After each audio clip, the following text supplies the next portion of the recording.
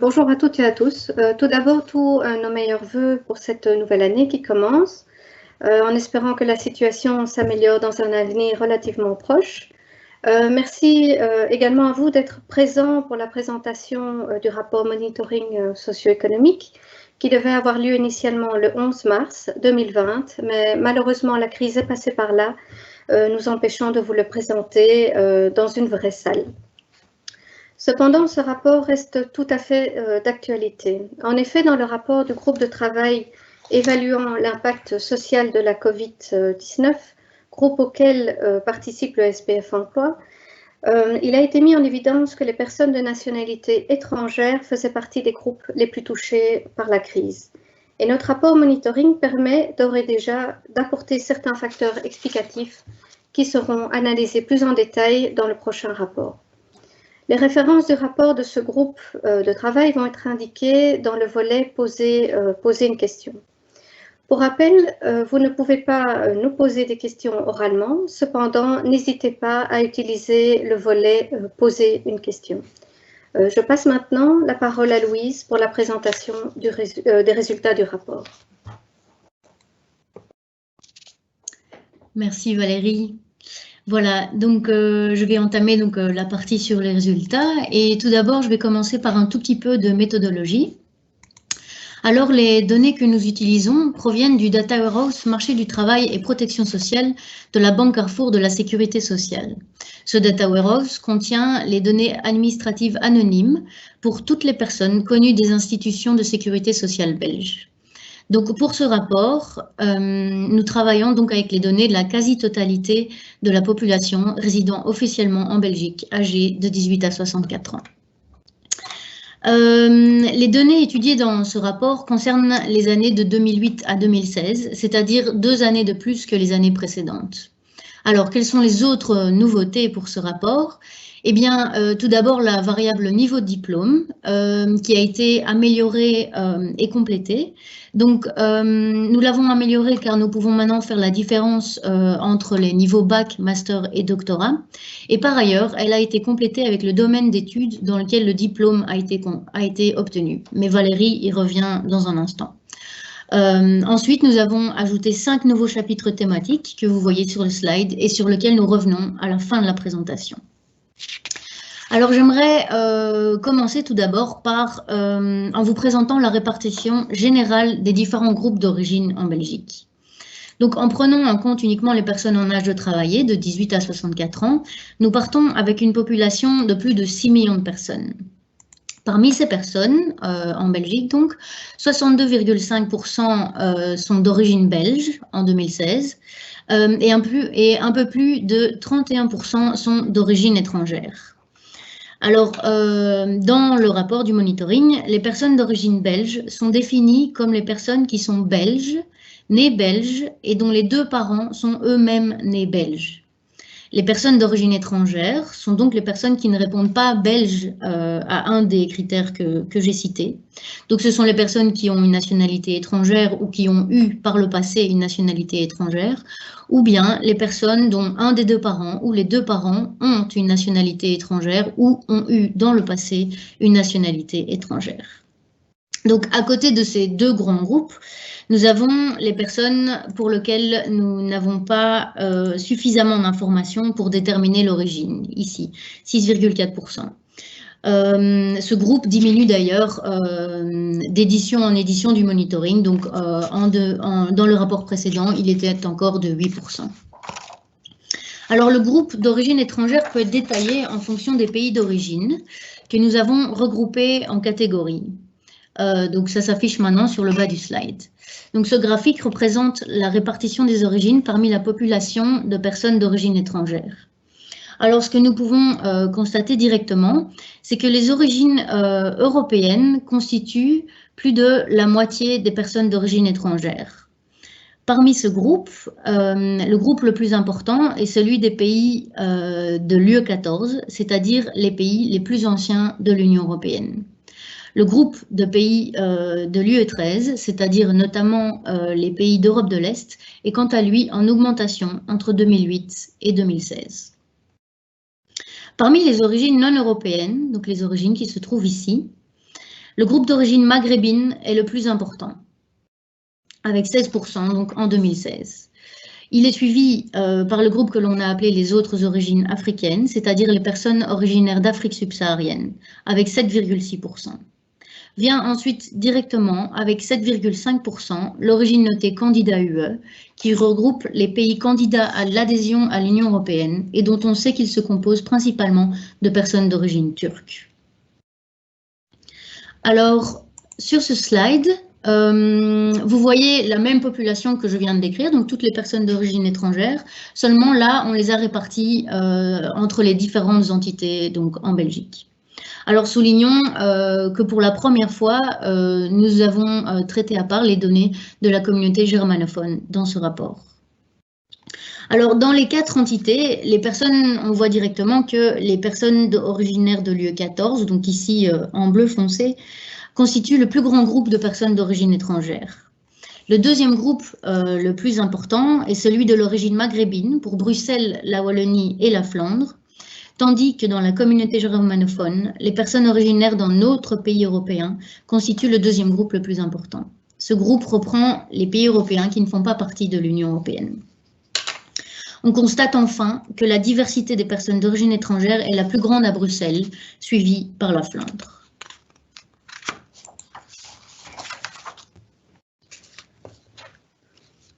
Dans le précédent rapport, le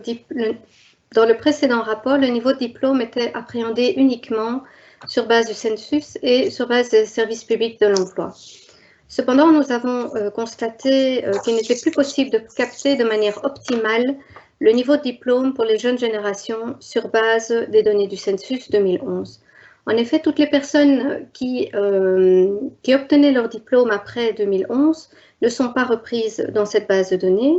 Et si elles ne se sont pas inscrites ou ne sont pas inscrites auprès d'un service public de l'emploi, leur niveau de diplôme demeurait inconnu.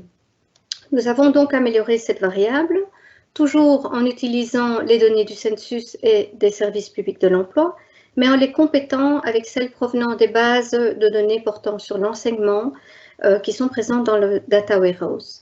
Il s'agit pour la Flandre de la base de données LED, qui porte sur tous les niveaux d'enseignement, et pour la Fédération Wallonie-Bruxelles, il s'agit de la base de données Saturne, qui porte sur l'enseignement supérieur hors université, et la base de données CREF, qui porte sur l'enseignement universitaire. Alors, 4 niveaux de diplôme sont principalement utilisés dans le rapport. Le niveau faible, c'est-à-dire que les personnes ont au maximum un diplôme de l'enseignement secondaire inférieur. Le niveau moyen, c'est-à-dire que les personnes possèdent un diplôme de l'enseignement secondaire supérieur. Le niveau élevé, c'est-à-dire que la personne dispose d'un diplôme de l'enseignement supérieur. Pour ce niveau de diplôme, d'ailleurs, on dispose de variables ventilant en bac, master et doctorat, et ceci est fait pour un certain nombre d'indicateurs dans notre rapport. Et enfin, le dernier niveau de diplôme est inconnu, c'est-à-dire que le niveau de diplôme n'est pas indiqué ou est manquant dans les bases de données. Enfin, ce rapport permet également d'identifier le domaine d'études qui est associé au niveau de diplôme, et les 9 domaines principaux utilisés pour l'analyse sont repris sur ce slide. Des données plus détaillées en sous-domaines sont également analysées dans le rapport. Alors sur ce slide, on peut voir le niveau de diplôme selon l'origine pour les personnes de 20 à 64 ans. En 2016, 25,2% des personnes possèdent au maximum un diplôme de l'enseignement secondaire inférieur. 34,8% possèdent un diplôme de l'enseignement secondaire supérieur et 31,5% possèdent un diplôme de l'enseignement supérieur. On peut voir que pour 8,6% de la population, le niveau de diplôme n'est pas connu. Alors, à l'exception des personnes d'origine belge, nous pouvons constater que la part des personnes pour lesquelles le niveau de diplôme n'est pas connu est supérieure, voire largement supérieure pour certaines origines, à la part moyenne observée pour la Belgique. Quelle que soit l'origine, le diplôme n'est pas connu, principalement pour les personnes étrangères inscrites au registre national depuis 5 ans ou moins. Alors, les Belges d'origine possèdent principalement un diplôme de l'enseignement secondaire supérieur. mais cette part est très proche de celle de ceux possédant un diplôme de l'enseignement supérieur. Les personnes d'origine étrangère possèdent principalement au maximum un diplôme de l'enseignement secondaire inférieur, mais quelques origines se distinguent. Ainsi, les personnes originaires d'un pays de l'UE 14 possèdent principalement un diplôme de l'enseignement secondaire supérieur. Les personnes originaires d'Océanie, Extrême-Orient et d'Amérique du Nord possèdent quant à elles principalement un diplôme de l'enseignement supérieur. Alors sur le slide suivant, on peut voir que deux domaines d'études se distinguent principalement pour l'ensemble des origines. Il s'agit du domaine des sciences sociales, commerce et droit, ainsi que celui de l'ingénierie, industrie de transformation et production. Il y a cependant à nouveau quelques exceptions. Pour les personnes originaires d'un autre pays africain, les deux domaines d'études principaux sont le domaine sciences sociales, commerce et droit, et la santé, protection sociale, avec dans ce dernier domaine une part de diplômés dans les soins infirmiers bien supérieure à celle observée pour les autres origines. Pour les personnes originaires du Proche et Moyen-Orient, d'Océanie, Extrême-Orient et d'un autre pays asiatique ainsi que d'Amérique du Nord, c'est le domaine des lettres et arts qui se retrouve dans le top 2 avec le domaine sciences sociales, commerce et droit. Alors ce slide se concentre sur les diplômés de l'enseignement supérieur. Et pour ce niveau de diplôme, deux domaines d'études se dégagent. Ce sont les sciences sociales, commerce et droit, et la santé et protection sociale. Cependant, les personnes originaires d'un autre pays européen, d'Océanie Extrême-Orient et d'Amérique du Nord se distinguent par une part plus importante dans le domaine des lettres et arts au détriment de la santé et protection sociale. Alors nous allons maintenant voir comment l'origine, le niveau de qualification ainsi que le domaine d'études affectent la position d'une personne sur le marché du travail. Alors comme nous l'avons déjà observé dans les rapports précédents, le taux d'emploi est toujours le plus élevé pour les personnes d'origine belge avec un taux de 73,7%. Cela s'observe par un écart négatif entre le taux d'emploi pour les personnes d'origine belge et pour le taux d'emploi des personnes d'origine étrangère. Alors le taux d'emploi le plus faible s'observe pour les personnes originaires du Proche et Moyen-Orient. C'est également pour ce seul groupe pour lequel le taux d'emploi a diminué entre 2014 et 2016, passant de 37,3% à 33,6%. Cependant, il faut mentionner que la proportion d'immigrants récents de cette origine a fortement augmenté entre 2008 et 2016, passant de 28% à 53,6%. Cela concerne donc un grand nombre de personnes devant faire face à des obstacles spécifiques, tels que la connaissance d'une des langues nationales ou encore la reconnaissance d'un diplôme non reconnu actuellement. Alors, malgré une tendance positive pour toutes les origines, seules les personnes d'origine belge et celles originaires d'un pays de l'UE 13 avaient en 2016 un taux supérieur à 60%. Alors, le taux de chômage évolue favorablement pour toutes les origines, mais reste le plus faible pour les Belges d'origine, avec un taux de 4,8%. Et est le plus élevé pour les personnes d'origine maghrébine avec 19,4%. L'écart du taux de chômage par rapport aux personnes d'origine belge est le plus important en 2016 pour les personnes d'origine maghrébine et les personnes originaires d'un autre pays africain. Alors, le taux d'inactivité en 2016, et à nouveau comme nous l'avions vu dans le précédent rapport, est le plus élevé pour les personnes originaires du Proche et Moyen-Orient avec un taux de 56,2%, ce qui n'est pas étonnant vu leur faible taux d'emploi. Quelques origines présentent des taux d'inactivité très élevés, comme les personnes originaires d'un pays candidat à l'UE, du Maghreb, d'un autre pays européen, d'Océanie, Extrême-Orient et d'un autre pays d'Asie, avec des taux proches de 40%. Cependant, nous constatons une diminution générale de l'inactivité depuis 2008, sauf pour les personnes d'origine belge, qui connaissent une très légère augmentation de 0,9 points de pourcent, et celles originaires du Proche et Moyen-Orient, avec une augmentation de 5,7 points de pourcent. Alors, comme Valérie vous l'a présenté, les principaux indicateurs de ce rapport montrent que les personnes d'origine étrangère trouvent moins bien leur place sur le marché du travail.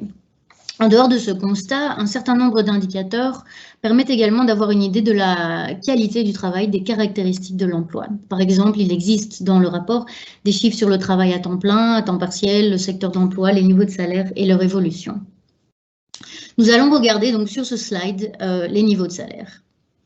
Alors, le graphique que vous voyez ici montre la proportion de chaque groupe d'origine dans les salaires faibles ou élevés. Nous comparons ici sur la base d'un salaire journalier en équivalent temps plein, de sorte que le fait qu'une personne travaille ou non à temps plein n'a pas d'incidence sur cet indicateur. La première chose qui frappe se voit ici à gauche du graphique, ce sont les fortes proportions de la plupart des origines étrangères dans les salaires bas. Ici, en orange, nous avons les personnes d'origine belge. En contrepartie, on retrouve moins souvent les personnes d'origine étrangère dans les salaires les plus élevés.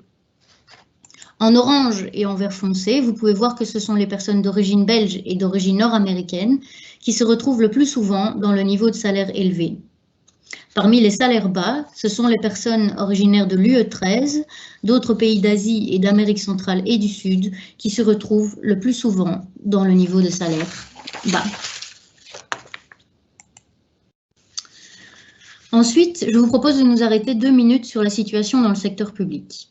En effet, ce n'est pas seulement un secteur qui compte la plus grande proportion de travailleurs en Belgique, mais c'est aussi un secteur qui devrait pouvoir servir d'exemple pour le reste du marché du travail. Donc tous les graphiques sur ce slide concernent le secteur public, y compris le secteur de l'éducation. Alors, on constate tout de suite que l'origine belge est toujours surreprésentée dans le secteur public. On le voit ici en bleu. Plus de 3 travailleurs sur 4 sont d'origine belge dans le secteur public. Les autres origines que nous retrouvons le plus souvent dans ce secteur sont celles des pays de l'UE 14, des personnes d'origine maghrébine et de l'Afrique subsaharienne. Leur proportion a par ailleurs légèrement augmenté. Si l'on étudie le type de contrat que les travailleurs du secteur public détiennent, on voit sur ce graphique que les personnes d'origine belge sont toujours de loin les plus employées en tant que fonctionnaires dans le secteur public. Vous comparez ici le gris par rapport aux autres origines. Les personnes d'origine étrangère travaillent plus souvent que les personnes d'origine belge comme ouvriers, et ceci est particulièrement remarquable pour les personnes originaires du Proche-Moyen-Orient et d'autres pays asiatiques. Arrêtons-nous maintenant sur une variable cruciale lorsque l'on s'intéresse à la participation au marché du travail. Il s'agit du niveau de diplôme. Sur ce graphique, vous pouvez voir le taux d'emploi par origine et par niveau de diplôme. La première chose à voir est que systématiquement, les personnes ayant un niveau de diplôme plus élevé ont un taux d'emploi plus élevé. Je l'ai représenté ici en rose pour le total, mais vous pouvez voir que c'est le cas pour toutes les origines. Quand le niveau de diplôme augmente, le taux d'emploi augmente. Et d'ailleurs, ceci s'applique à presque tous les indicateurs de ce rapport. Les personnes ayant un diplôme issu de l'enseignement supérieur ont toujours une meilleure position sur le marché du travail que les personnes ayant un niveau de diplôme du secondaire supérieur, qui à leur tour ont une meilleure position que les personnes ayant au maximum un niveau de diplôme du secondaire inférieur. Ce qui est très interpellant sur ce graphique, c'est que le taux d'emploi des personnes d'origine étrangère ayant un diplôme du supérieur, donc toutes les barres grises là indiquées par les petites flèches bleues, ce taux d'emploi reste toujours inférieur à celui des personnes d'origine belge de même niveau de diplôme, ici en rose. Donc le taux d'emploi des personnes d'origine belge pour ce diplôme supérieur culmine à 84%, alors que les taux d'emploi des diplômés du supérieur d'origine étrangère oscillent entre 53 et 70%. Donc à niveau de diplôme égal, des inégalités persistent. Par ailleurs, entre 2008 et 2016, l'écart de taux d'emploi par rapport aux personnes d'origine belge s'est réduit pour chaque niveau de diplôme et pour presque toutes les origines. Mais l'écart reste le plus important chez les personnes ayant un diplôme d'enseignement supérieur. On peut donc en déduire que même si un diplôme du supérieur aide à l'intégration sur le marché du travail, des études de longue durée sont moins payantes pour les personnes d'origine étrangère.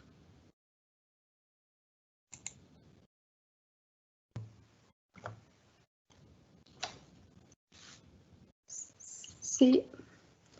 Si l'emploi total a connu une croissance pour toutes les origines entre 2011 et 2016, ce constat ne s'observe pas pour tous les secteurs.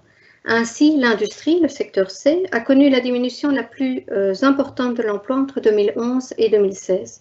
Ce sont principalement les salariés d'origine belge et originaires de l'UE 14 qui ont quitté ce secteur. Dans les secteurs de la construction, secteur F, du commerce, secteur G et du transport, secteur H, secteurs ayant des niveaux de salaire plutôt bas, il y a également eu des départs de travailleurs d'origine belge pour cause de mise à la retraite, de mobilité professionnelle ou encore de licenciement collectif. Ce slide reprend cette évolution de l'emploi par secteur, mais par niveau de diplôme. Et pour des raisons de lisibilité, nous n'avons repris sur ce slide que le niveau de diplôme faible et élevé. Nous pouvons ainsi voir qu'au cours de la période 2011-2016, il y a eu une destruction d'emplois pour les personnes disposant au maximum d'un diplôme du secondaire inférieur, alors qu'il y a eu création d'emplois pour les autres niveaux de diplôme, et ce pour toutes les origines. Pour les diplômés au maximum du secondaire inférieur, nous ne constatons une diminution de l'emploi que pour les Belges d'origine et pour les originaires de l'UE 14. Pour les autres origines, le nombre d'emplois occupés a augmenté, mais dans une proportion bien moindre que pour les diplômés du secondaire supérieur et de l'enseignement supérieur.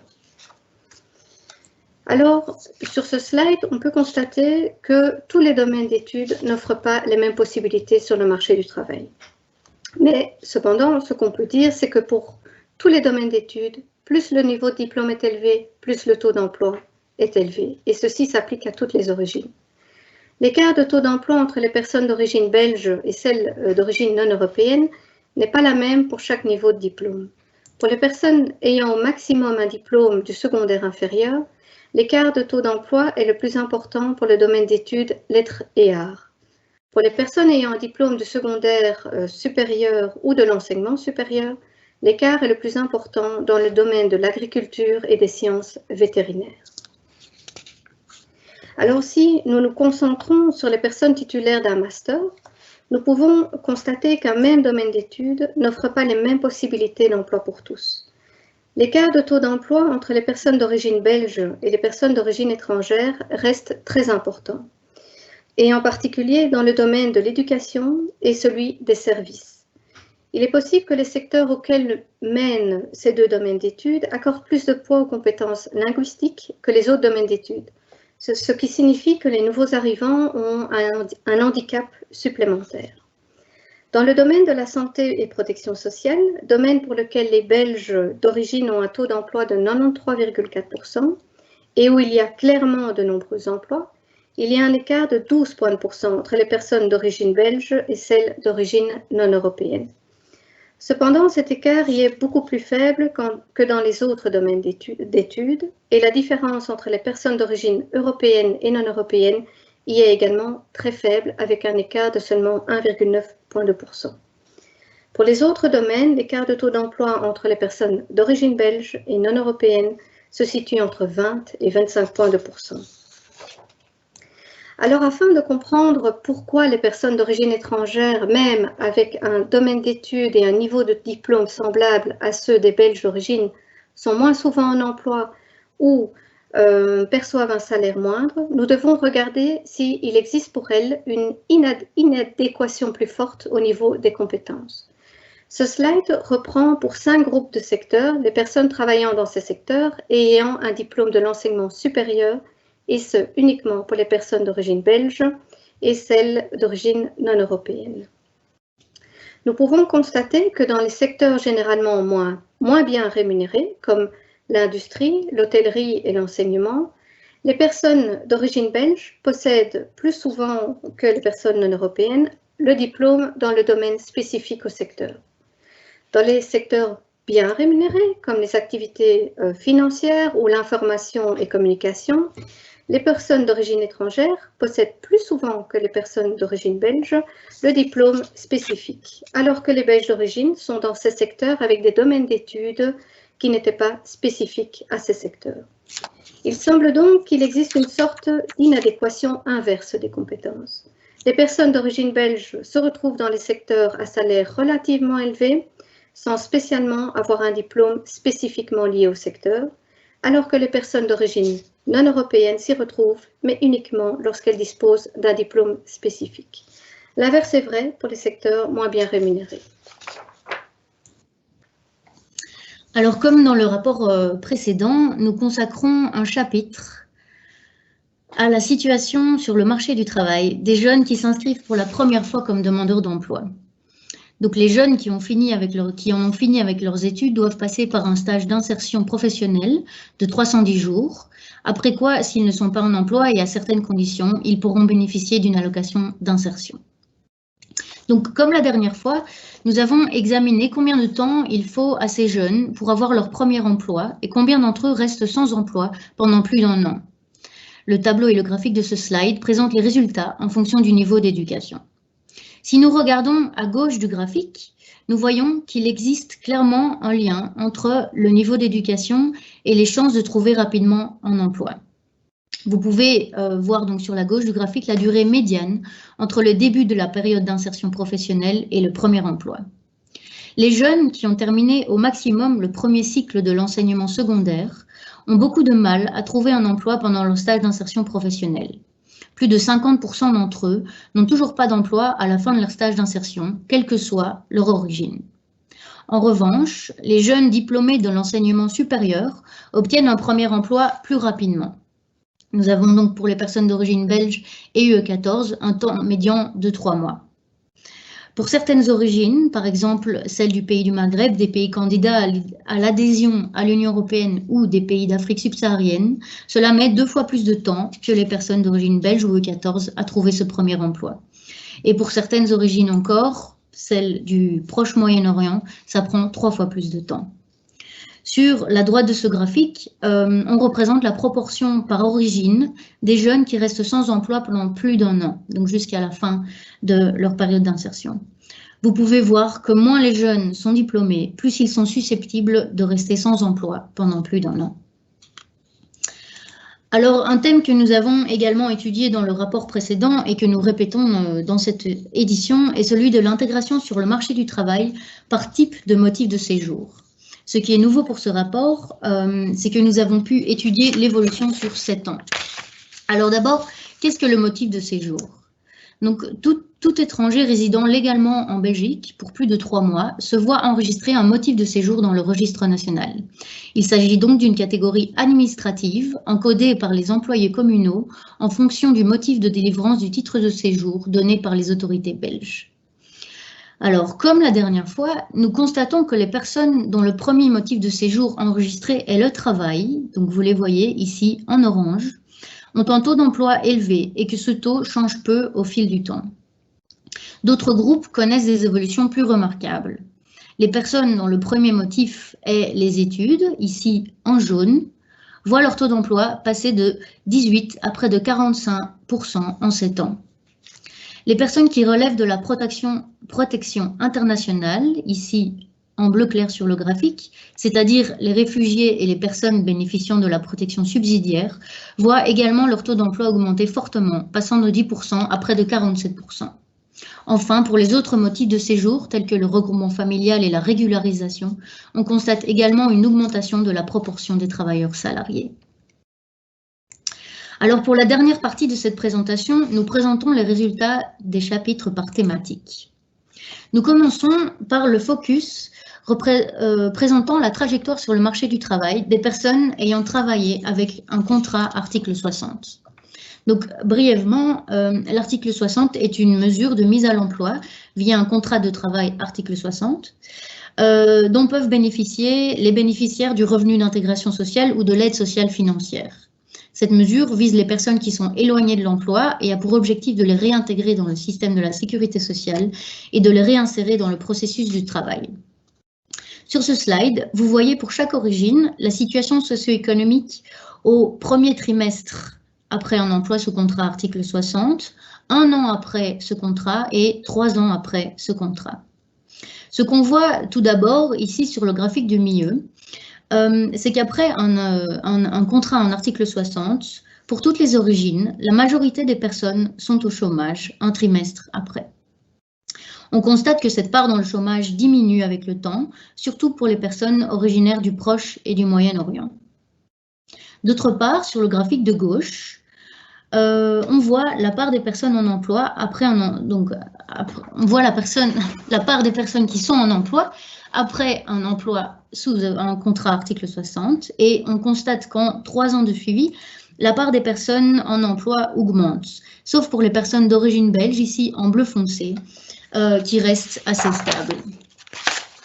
En particulier, les personnes originaires du Proche et du Moyen-Orient et de l'Afrique subsaharienne sont celles qui progressent le plus.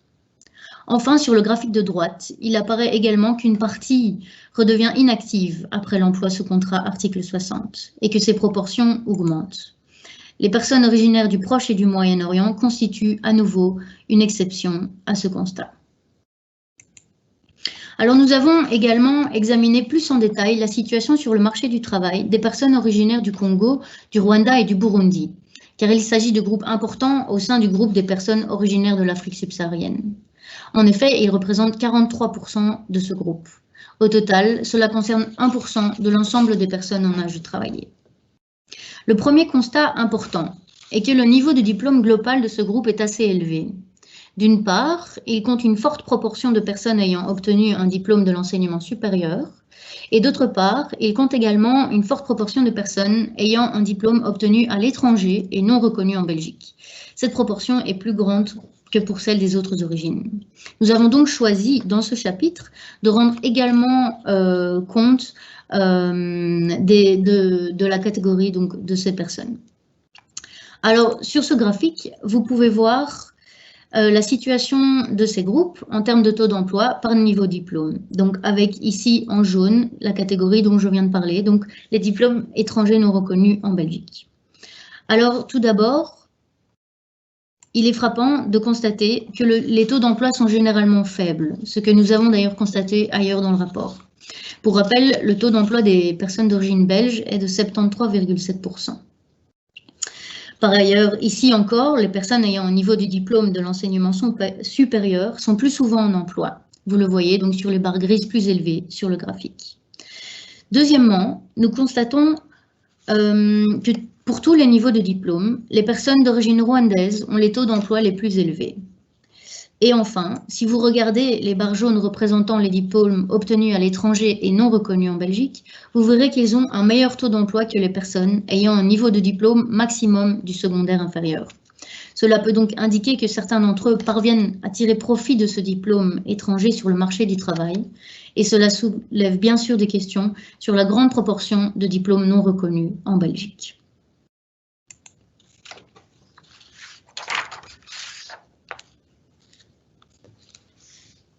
Nous avons également analysé la situation des personnes d'origine européenne de manière détaillée, c'est-à-dire par pays d'origine.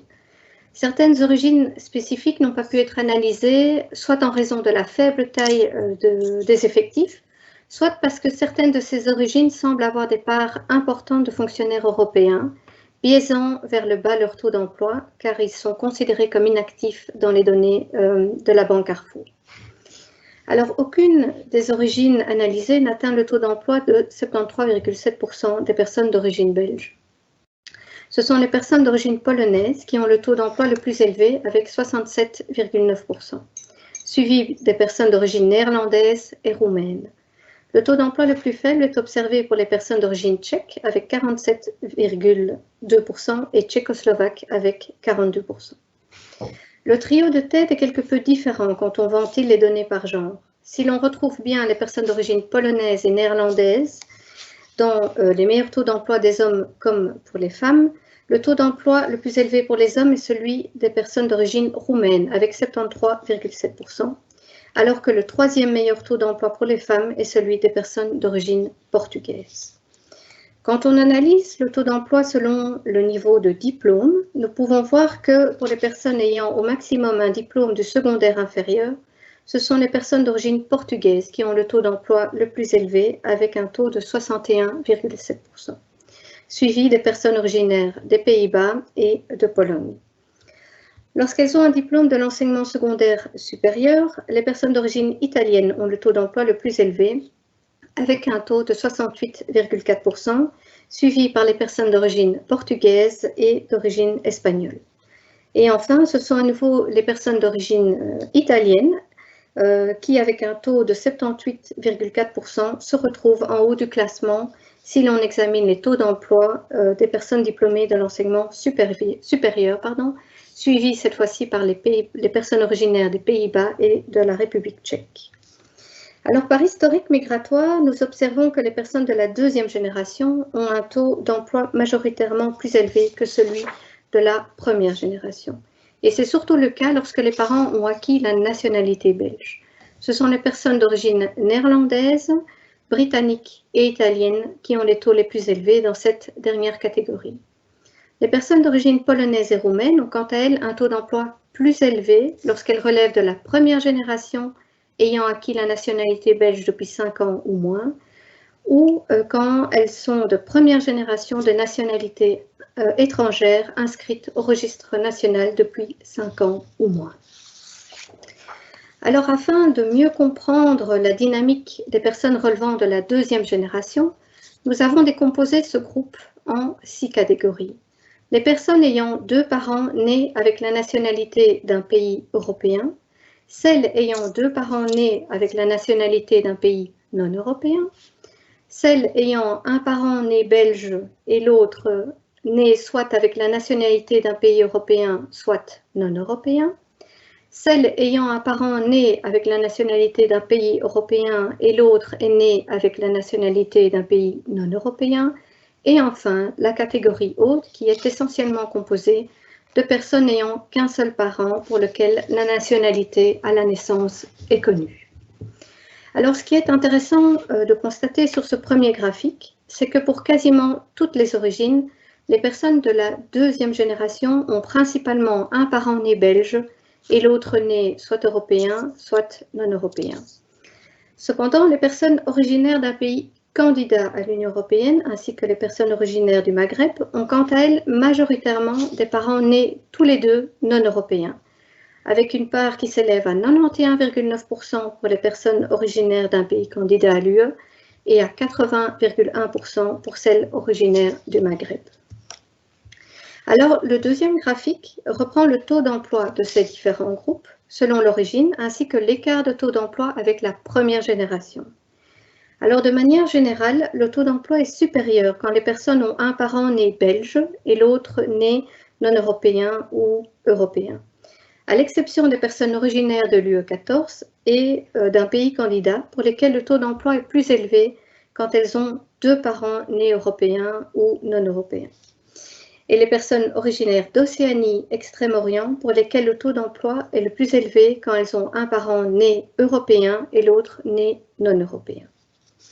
Alors, l'écart du taux d'emploi entre les différents types de deuxième génération avec la première génération de chaque origine indique que de manière générale, le taux d'emploi de la deuxième génération est meilleur que celui de la première génération. Cependant, ce n'est pas le cas pour les personnes originaires d'un autre pays africain, d'un pays de l'UE 13, d'Amérique du Sud et centrale. Il est intéressant de noter que le taux d'emploi des personnes originaires d'un autre pays africain ayant 2 parents nés non européens est inférieur de 11,2% par rapport à celui de la première génération. Alors, l'avantage de la deuxième génération sur la première en termes de taux d'emploi est plus grand pour les personnes ayant un parent né belge et l'autre né européen ou né non européen, à l'exception des personnes originaires d'un pays de l'UE 14, d'un pays candidat à l'UE et d'Océanie Extrême-Orient. Ce qui est par contre interpellant, c'est que l'avantage de la deuxième génération a diminué entre 2008 et 2016, sauf pour les personnes originaires du Proche et Moyen-Orient et d'un autre pays asiatique. Alors, nous avons également analysé les 3 principaux indicateurs du marché du travail, à savoir l'emploi, le chômage et l'inactivité, pour 16 villes, ainsi que pour les 19 communes de Bruxelles qui ont été regroupées en 5 sous-groupes. Alors, l'écart entre les personnes d'origine belge et étrangère n'est pas partout le même, et ces différences ne sont pas du tout faciles à expliquer. Ces écarts sont en partie liés aux différentes caractéristiques des villes, telles que le niveau d'éducation de la population, la proportion des migrants récents ou encore l'histoire économique de la ville. Il y a également de grandes différences dans la position des différentes origines entre elles. Certaines villes ayant de bonnes performances en termes de taux d'emploi présentent un écart important entre les Belges d'origine et les personnes non européennes, comme à Bruxelles dans les communes avec des niveaux de salaire élevés par exemple, et d'autres un écart très limité, comme à Bruges. De même, les villes ayant des performances généralement moins bonnes en termes de taux d'emploi peuvent présenter des écarts très faibles entre les différentes origines, comme à Charleroi par exemple, ou de très grands écarts, comme à Verviers. Cela peut indiquer que le développement économique d'une région joue un rôle, mais que les décideurs politiques ainsi que leurs partenaires au niveau local peuvent jouer un rôle et contribuer à une dynamique qui fait la différence. Alors enfin, je souhaiterais conclure en mentionnant la richesse des annexes de ce rapport qui se trouve sur le site du SPF Emploi. Vous y retrouverez près de 500 tableaux reprenant les différents indicateurs relatifs aux thèmes abordés lors de cette présentation, ainsi que dans le rapport, tels que la démographie, l'emploi, le chômage et l'inactivité, les secteurs, mais également les commissions paritaires, les réductions de cotisations sociales ou encore la mobilité entre statuts socio-économiques. Tous ces tableaux sont bien évidemment décomposés selon la variable origine et pour certains complétés avec la variable historique migratoire. Et ces tableaux sont également, pour une grande partie d'entre eux, ventilés selon le sexe, l'âge, la région, le niveau de diplôme, le domaine d'études et le type de ménage. Et je vais donner la parole aux deux orateurs suivants, qui sont Monsieur Tom Bevers pour le SPF Emploi et Monsieur Patrick Charlier pour UNIA. Et je pense que c'est Monsieur Bevers qui va commencer à vous parler. Merci en tout cas à vous tous pour votre intérêt. Merci Frédéric. Et bonjour à tout le monde. Donc, comme dans les éditions précédentes du monitoring, nous avons essayé de relier les conclusions de ce rapport à ce que nous savons par ailleurs de notre marché du travail, notamment à partir des recommandations que la Commission européenne, l'OCDE ou le Conseil supérieur de l'emploi publient régulièrement sur notre pays et qui, et nous sommes très heureux de le constater, utilisent également avec gratitude nos données. Donc, dans ce contexte, il peut également être utile de rappeler l'idée de base derrière le projet monitoring. C'est une double idée et ce rapport biennal, comme ça vient d'être rappelé, n'en est qu'une partie. À l'époque, nous sommes partis du constat que nous disposions dans notre pays d'une riche collection de données administratives sur le marché du travail et de la sécurité sociale, notamment le data warehouse de la Banque Carrefour de la sécurité sociale, mais que les informations sur l'origine faisaient défaut. Toutefois, chacun des rapports auxquels j'ai déjà fait référence nous rappelle que les différences d'origine sur notre marché du travail en Belgique sont plus importantes que presque partout ailleurs. Et je reprends ce graphique sur le slide juste pour souligner encore une fois ce constat-là. Nous avons donc réuni la Banque Carrefour et le registre national, développant ainsi les concepts d'origine que nous utilisons dans ce rapport, mais qui sont depuis aussi devenus accessibles à tous ceux qui souhaitent étudier notre marché du travail. Cet investissement dans le Data Warehouse sera poursuivi en améliorant notre collaboration avec la Banque Carrefour, mais aussi avec d'autres partenaires tels que le SPF Sécurité Sociale, afin d'améliorer encore l'outil unique qui est le Data Warehouse.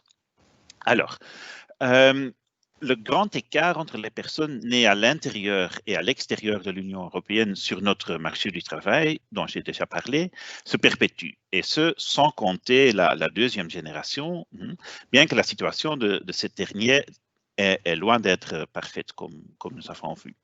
Nous combinons cette observation avec un taux d'emploi en Belgique qui est généralement assez bas, malgré la hausse constante observée avant la crise du coronavirus. D'un côté, c'est une bonne nouvelle, car cela signifie qu'il y a encore de la place sur notre marché du travail. Mais nous devons immédiatement relier cette observation au fait que notre productivité élevée n'a pas augmenté depuis un certain temps et que nous devons donc assurer en même temps la croissance de l'emploi et la croissance de la productivité. Et ceci n'est pas une tâche facile. Je passe au slide suivant. Louise, oui, merci.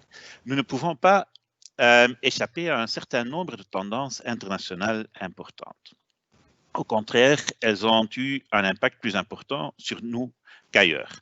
Ces dernières années, par exemple, nous avons assisté à la disparition de nombreux emplois dans l'industrie, qui ont heureusement été remplacés par des emplois dans le secteur des services. Ce changement a créé un peu plus d'espace pour les personnes d'origine étrangère, ce qui est une bonne chose, mais il a également renforcé la dichotomie sur notre marché du travail entre les bons et les moins bons emplois, dont les mêmes personnes d'origine étrangère sont les premières à ressentir les conséquences. De plus, dans le chapitre sur les villes, nous voyons clairement les conséquences des précédentes vagues de désindustrialisation.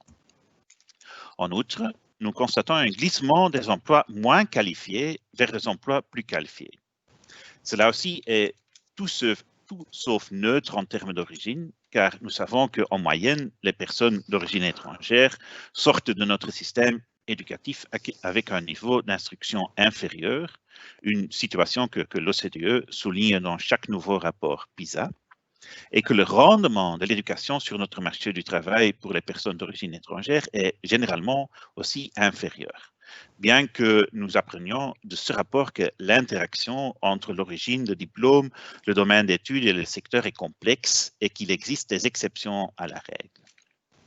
Le désavantage éducatif ralentit la deuxième génération qui entre sur notre marché du travail avec des attentes qui sont légitimement plus élevées que la première génération. Alors, cette désindustrialisation et le déplacement des emplois vers des personnes plus qualifiées affectent un marché du travail qui, traditionnellement, en Belgique, ne s'adapte pas facilement. Le grand nombre d'offres d'emploi par demandeur, encore toujours maintenant, l'inadéquation des compétences et la faible mobilité professionnelle en sont des indications importantes. En effet, il n'est pas facile d'entrer sur un marché du travail avec peu de mouvements et cela frappe aussi particulièrement les personnes d'origine étrangère. De plus, elles ont encore plus de mal que d'autres à passer d'un moins bon emploi à un meilleur.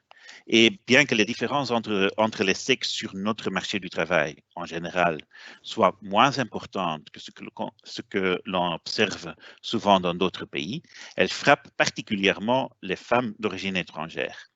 Par exemple, parce que des structures telles que les garderies s'avèrent souvent moins facilement accessibles pour elles.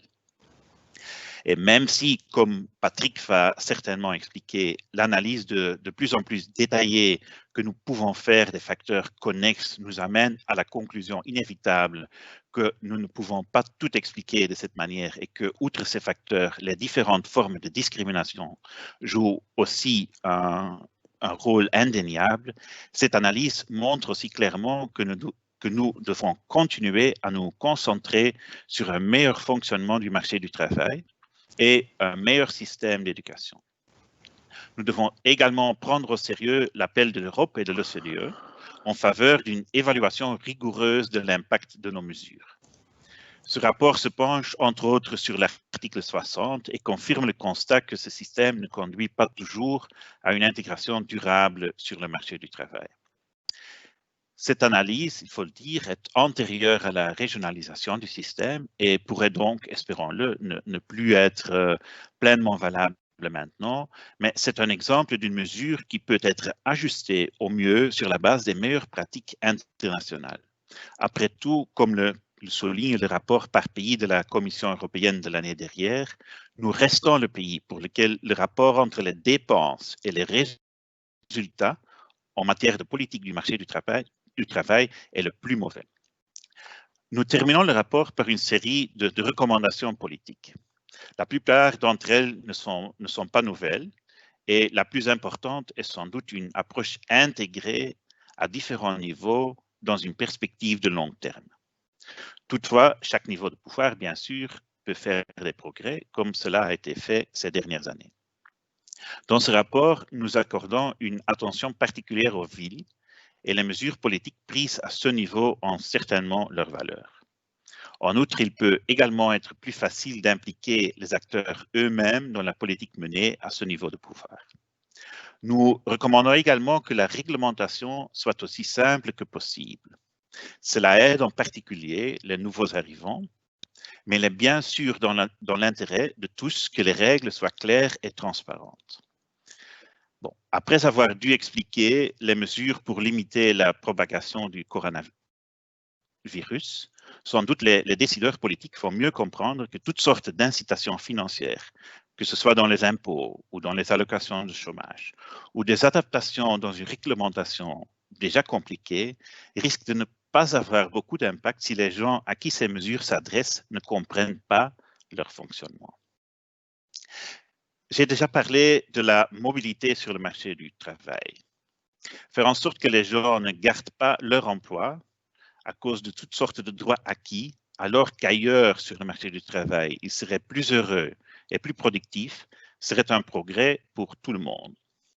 Faciliter l'introduction des personnes sur le marché du travail et compenser temporairement le désavantage d'un emploi moins bon, par exemple par un système comme les in-work benefits qu'on voit ailleurs en Europe, serait également un pas en avant pour tout le monde. Et bien sûr, la formation est cruciale. En outre, notre désavantage dans le domaine de l'apprentissage tout au long de la vie est particulièrement problématique pour les personnes d'origine étrangère, vu qu'on a constaté que souvent, ils entrent sur le marché du travail avec un désavantage dans ce domaine. De nombreuses personnes viennent d'ailleurs dans notre pays en vue de s'intégrer au marché du travail. Mais très souvent, ces personnes ne sont pas seules. Elles viennent avec leur famille, bien sûr. Nous pensons qu'il faut accorder plus d'attention à leur intégration sur le marché du travail, et ce, dès le départ, même si ces membres de famille ne se proposent pas immédiatement spontanément. Le marché du travail doit être rendu accessible à tous le plus rapidement possible. Les personnes hautement qualifiées que nous souhaitons attirer en Belgique tiendront également compte des possibilités offertes aux membres de leur famille. Et le rapport que nous présentons aujourd'hui ne les convaincra peut-être pas de préférer notre pays à un autre pays européen, ce qui est un problème dans ce qu'on appelle la guerre mondiale pour les talents. Notre rapport montre une fois de plus combien il est important de choisir la bonne filière d'études et nous pensons que cela peut se faire en meilleure connaissance de cause. J'ai déjà fait référence à la reconnaissance des diplômes étrangers et nous sommes convaincus que l'Europe pourrait y jouer un rôle plus important. Enfin, nous devons continuer à œuvrer pour un marché de travail où les femmes et les hommes sont représentés de manière égale, ce qui signifie également rattraper les désavantages supplémentaires des femmes d'origine étrangère. Les structures d'accueil et de soins accessibles sont essentielles à cet égard. Et pour conclure, je voudrais mentionner que pour la première fois, dans les rapports monitoring, nous avons également inclus dans notre rapport un certain nombre de recommandations sur l'appareil statistique et je voudrais donc inviter les lecteurs concernés ou intéressés à les examiner également. Cela étant dit, je passe maintenant la parole à Patrick qui va jeter encore un autre regard sur notre rapport. Merci beaucoup, Tom, pour ces conclusions. Et j'ai l'impression, ce n'est pas la première fois qu'on fait des conclusions sur ce rapport monitoring. On en est à la 4e édition et on commence à avoir un duo de conclusions où on nous entend et ceux qui nous connaissent seront peut-être imaginés qu'on va faire un duo à la Laurel et Hardy. Mais plus sérieusement, je voulais, pour ma part, aborder 3 points concernant les conclusions que nous pouvons tirer de cette 4e édition du monitoring socio-économique. Tout d'abord, il y a des évolutions positives. C'est quelque chose qui est à signaler et entre 2008 et 2016, on voit des évolutions positives, mais malheureusement, les inégalités restent et persistent sur différents points et restent préoccupantes. Il y a une augmentation du taux d'emploi, une diminution du taux de chômage et une diminution du taux d'inactivité qui participent à un rattrapage global entre les personnes d'origine étrangère et les personnes d'origine belge. On voit entre 2008 et 2016 une évolution de 3,6 points de pourcentage. Mais à ce rythme, cela va durer des décennies. pour que la participation du marché du travail soit réellement proportionnelle. Et puisque nous avons les chiffres de 2016, nous ne savons rien dire sur l'impact de la crise Covid que nous avons connue.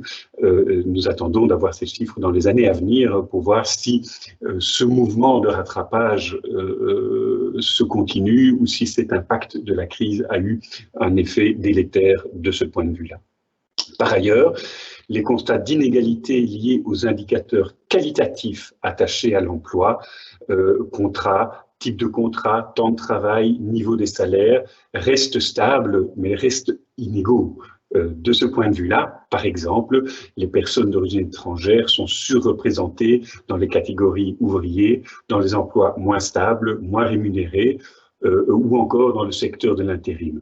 Sans vouloir dénigrer ce secteur qui est important et qui peut servir de planche de salut vers des emplois plus stables, ça reste malgré tout un signe d'une moins grande stabilité. Par contre, ce qui est stable, ce sont ces constats d'inégalité. C'est depuis 8 ans, sur une période de 8 ans et au bout de 4 rapports, on a l'impression malheureusement de répéter certains de ces constats. Deuxième point, et Tom l'a évoqué brièvement, on voit que d'année en année, d'édition en édition, le monitoring s'affine au niveau des données et des critères d'analyse et il reste des différences inexpliquées qui, à nos yeux, indiquent une forme de discrimination. Ce tableau de plus en plus complet sur le marché de travail qui intègre les niveaux d'éducation depuis 2017, le domaine d'études en 2019, nous donne une image certainement plus précise de ce qu'on appelle l'ethnostratification et qui est une caractéristique bien installée de notre marché du travail. Par ailleurs, malgré l'ajout de ces variables, une part de ces différences entre personnes d'origine belge et personnes d'origine étrangère restant inexpliquées, il devient clair que ces différences, pour nous, démontrent une forme de discrimination structurelle du marché du travail. C'est un enjeu qui est important. Tout le monde peut concevoir qu'il y ait des situations individuelles de discrimination quand un employeur refuse d'engager quelqu'un sur base de l'origine, de la couleur de la peau ou sur d'autres critères. Mais enfin, ici, on parle des critères relevant des discriminations raciales. Mais pour nous, le monitoring socio-économique démontre cette forme de discrimination structurelle. Comment est-ce que cela fonctionne? Cela transparaît dans les règles et les procédures, mais également dans des règles de conduite et des normes non écrites. On n'est pas dans une forme de racisme intentionnel, volontaire. Loin de nous l'idée d'imaginer qu'il y a une sorte de complot ou de personnes qui organisent cette inégalité. On est vraiment dans un mode de fonctionnement qui reproduit ces inégalités à travers le temps. Il faut en prendre conscience pour pouvoir y répondre et l'accepter. Et on sait que cette question des discriminations structurelles n'est pas toujours acceptée partout parce que ça donne l'impression qu'on va pointer les gens comme étant des méchants racistes. L'idée n'est pas celle-là. Il y a un état de fait auquel il faut répondre et les questions ne sont pas de pointer ou de condamner ni moralement ni juridiquement ces questions de discrimination structurelle, mais d'y répondre comme un défi qui s'adresse à l'ensemble de notre société. À titre d'exemple, une personne d'origine étrangère, avoir un diplôme de l'enseignement supérieur n'est pas forcément la clé pour avoir un job et les écarts à niveau de diplôme équivalent sont également ici en faveur des personnes d'origine belge. Plus grave encore, Louise l'a signalé, ces écarts sont plus grands pour des diplômes élevés. Et donc, entreprendre des longues études est donc moins payant pour les personnes d'origine étrangère, ce qui est un constat malgré tout préoccupant. On peut aussi voir que les diplômes similaires n'offrent pas dans tous les cas les mêmes opportunités sur le marché du travail. À cet égard, le secteur des finances et des assurances fait figure d'exemple. Les Belges y trouvent un emploi via différents domaines d'études, tandis qu'il existe suffisamment de personnes d'origine étrangère mais qui disposent du diplôme adéquat pour le secteur en question et ne parviennent pas à y entrer lorsqu'elles ont un diplôme autre que celui pour le secteur représenté. Valérie vous a présenté les chiffres dans ce cadre-là, et cela vaut aussi pour les secteurs en pénurie comme la santé et la protection sociale. Cette discrimination structurelle n'intervient pas uniquement au niveau de l'accès au travail, mais également lorsque les personnes d'origine étrangère travaillent déjà dans un certain secteur, à diplôme identique niveau et domaine. Les personnes d'origine étrangère, les personnes d'origine belge, pardon, sont mieux payées. Tous ces éléments sont à mettre en lien avec l'existence de ces discriminations sur le marché du travail. Elles ont été démontrées par d'autres recherches scientifiques, comme le baromètre de la diversité d'UNIA, qui date déjà de 2012 et qui démontre qu'à CV égal, il existe une préférence pour les CV d'origine belge. Ces résultats ont été répliqués par après par d'autres recherches scientifiques depuis. Cette discrimination, UNIA la constate également dans sa pratique lorsqu'il traite des signalements et des dossiers individuels, puisque le domaine de l'emploi a été en 2019 le premier domaine pour lequel nous ouvrons le plus de dossiers. 28% des dossiers relèvent de l'emploi. Troisième élément, quelles sont les pistes et qu'est-ce que nous voyons comme perspective à l'avenir? L'idée, c'est de prendre des mesures préventives, d'avoir des actions préventives. Alors, des avancées ont été réalisées rendant, par exemple, possible la technique des contrôles comme le mystery calling ou les tests de situation sur le marché du travail. C'est une ouverture qui existe au niveau de la région bruxelloise, au niveau fédéral, et il y a des propositions qui existent au niveau des autres régions. UNIA s'est réjoui de ces avancées, mais fait aujourd'hui le constat de la difficulté d'utilisation de certaines réglementations qui, à nos yeux, ont le mérite d'exister, mais sont encore parfois trop prudentes. Nous avons proposé en novembre dernier des recommandations pour une manière de faire plus efficace, de manière à ce que ces tests de situation, ces mystery calling, puissent se transformer en un instrument qui aboutit à des résultats. Par exemple, nous soulignons l'importance de pouvoir recourir au data mining. Dans ce cadre, les propositions ne se limitent pas à des contrôles purement réactifs basés sur des plaintes, mais le data mining permet des contrôles d'initiative et ciblés sur base d'indications objectives ou de témoins d'alerte, indépendamment d'un signalement ou d'une plainte individuelle. Dans ce cadre, UNIA plaide pour un développement accru de ces techniques de data mining. Il s'agit d'une série d'outils statistiques et informatiques qui permettent l'analyse d'une grande quantité de données afin de fournir des indices permettant d'indiquer des comportements potentiellement discriminatoires. Et ce résultat de data mining devrait permettre de procéder à des tests de situation ou à des mystery calling. Mais en plus, nos recommandations vont plus loin. On demande notamment que la condition cumulative requise aujourd'hui, notamment dans la réglementation bruxelloise, de réaliser un test d'une part s'il y a des indices sérieux et d'autre part s'il y a une plainte, que ce lien entre les indices sérieux et la plainte soit abandonné parce que ça permettrait de faciliter la procédure et l'ouverture à la possibilité de tests de situation, éventuellement même sans plainte. Par ailleurs, UNIA encourage les partenaires sociaux à développer des systèmes d'autorégulation et d'autocontrôle, mais cela doit se faire de manière transparente et les secteurs devraient permettre de ce point de vue-là, par après à l'inspection, d'effectuer plus facilement des contrôles ciblés si de manière systématique et répétée, il y a des problèmes qui sont établis à travers ces systèmes d'autorégulation et d'autocontrôle. Dans l'accord de gouvernement fédéral, on peut lire que le gouvernement veut améliorer le système de tests de discrimination. UNIA, bien entendu, s'en réjouit et s'engage à y contribuer. Il est important de mentionner que les nombreuses initiatives se complètent bien l'une l'autre.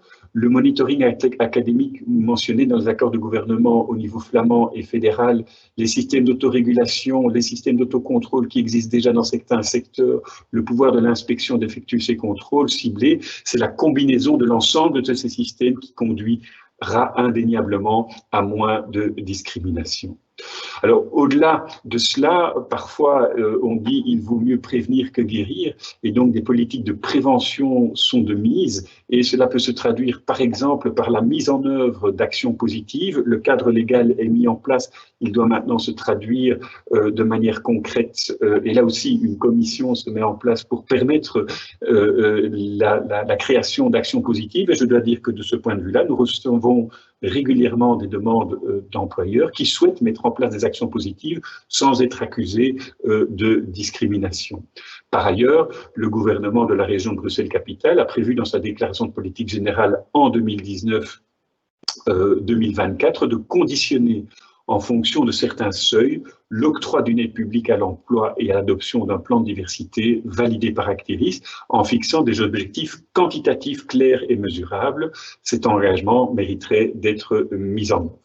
Enfin, UNIA, nous-mêmes prenons également notre part dans le développement de mesures préventives par la création, le développement et la mise à jour de notre outil de formation e-learning EDIV qui connaît un beau succès. Avant de redonner la parole à Frédéric Poupinel sur les éventuelles questions, je tiens ici, puisque je termine cette matinée de présentation, je tiens ici à remercier toutes celles et tous ceux qui ont contribué à rendre ce 4e monitoring possible.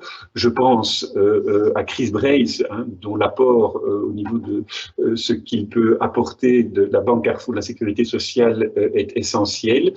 Mes collègues d'UNIA, présents ou passés, d'abord et avant tout Hannah Vermouth, Rachel Warniers et Louise Callier.